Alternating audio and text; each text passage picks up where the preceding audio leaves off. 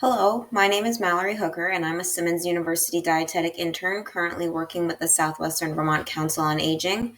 And I'm going to do a presentation for you on lactose intolerance and nutrition. Now, what exactly is lactose intolerance? Individuals with lactose intolerance are unable to fully digest the sugar in milk, which is called lactose. This condition is also called lactose malabsorption and is usually harmless. However, its symptoms can be uncomfortable when lactose is consumed. Your small intestine produces an enzyme called lactase, which is usually responsible for the digestion or breakdown of the lactose in milk. In lactose intolerance, there is typically too little of the lactase enzyme being produced. You can have low levels of lactase and still be able to digest milk products, but if your levels are extremely low, you can become lactose intolerant and experience certain symptoms when you eat or drink dairy products. The main cause of lactose intolerance is the decreased production of the lactase enzyme. When lactase is deficient, the lactose in food moves into the colon instead of being processed and absorbed. In the colon, normal bacteria interact with the undigested lactose, causing the signs and symptoms of lactose intolerance. There are three types of lactose intolerance with different factors that cause the lactase deficiency in each type. The first is called primary lactose intolerance, which is the most common. In this type of lactose intolerance, people start life producing enough lactase, and as they age, there is typically a decrease in the amount of milk or dairy products that they consume. Thus, the amount of lactase produced dips slightly but remains high enough to digest the dairy that they do consume. However, as milk intake continues to decrease, it is common for lactase production to fall off sharply by adulthood, making milk products difficult to digest. The second kind of lactose intolerance occurs when your small intestine decreases lactase production after an illness, injury, or surgery involving your small intestine. Diseases associated with secondary lactose intolerance include intestinal infections, celiac disease, bacterial overgrowth, and Crohn's disease. The final type is congenital or developmental lactose intolerance, which is extremely rare.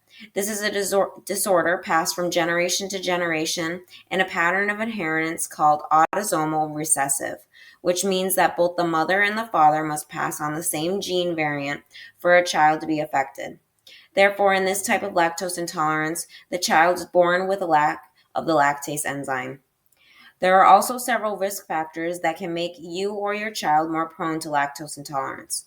The first is an increasing age because it is more common to appear in adulthood and it's rare in babies or in young children. Another risk factor is ethnicity, as it is more common in people of African, Asian, Hispanic, and American Indian descent.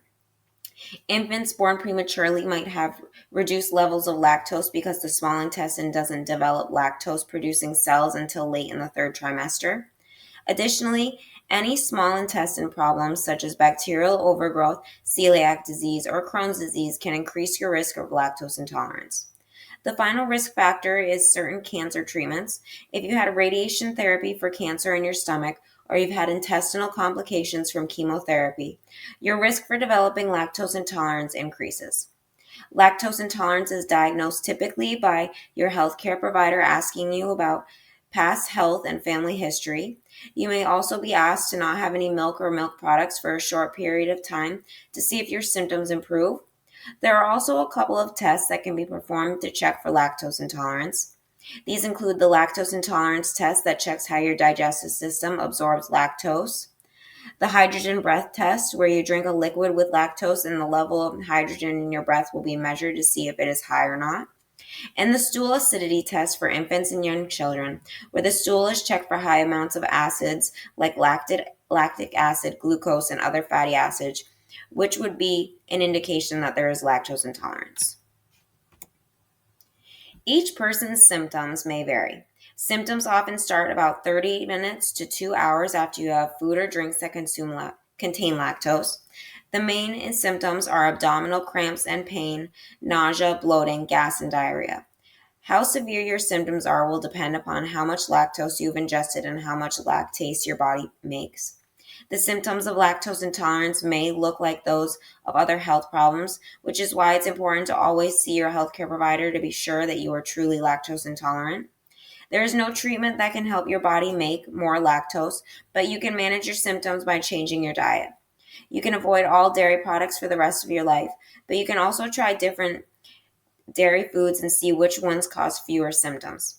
Some additional tips for managing lactose in your diet are to try adding small amounts of milk or milk products and see how your body reacts.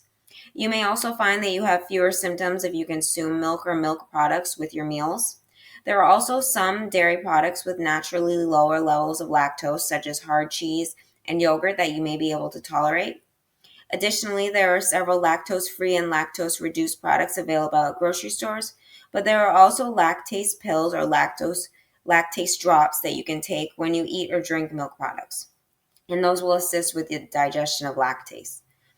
Overall, it is possible to live with lactose intolerance with some slight dietary adaptations, and there are a wide variety of foods that do not contain any lactose in them whatsoever and can easily fit into your diet. Lactose can be found in milk, ice cream, cheeses, butter, yogurt, and cream.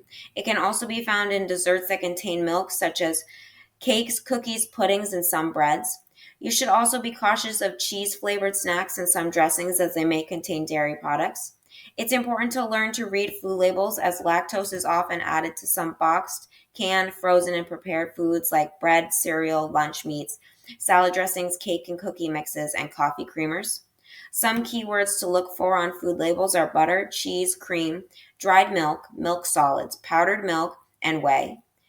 Finally, try to avoid items that state may contain milk on the food label, as there may be some level of cross contamination or small amounts of milk within the product. Milk and yogurt substitutes are available in many grocery stores and include options made from almonds, coconuts, cashews, oats, soy, rice, hemp seeds, and more. Additionally, butter can be replaced with coconut oil, olive oil, and canola oil. However, there are also several dairy-free butter products available for purchase at stores. Finally, there are also several dairy-free ice creams available at grocery stores, which are made from milk substitutes previously mentioned. Another option for a dairy-free ice cream would be to blend frozen bananas with some vanilla and a small amount of dairy-free milk to make a simple vanilla ice cream at home. There are also a wide variety of dairy-free brands that are available for purchase at grocery stores. Some of these brands produce dairy-free milks and creamers, such as Almond Breeze, Silk, Califia Farms, and Oatly.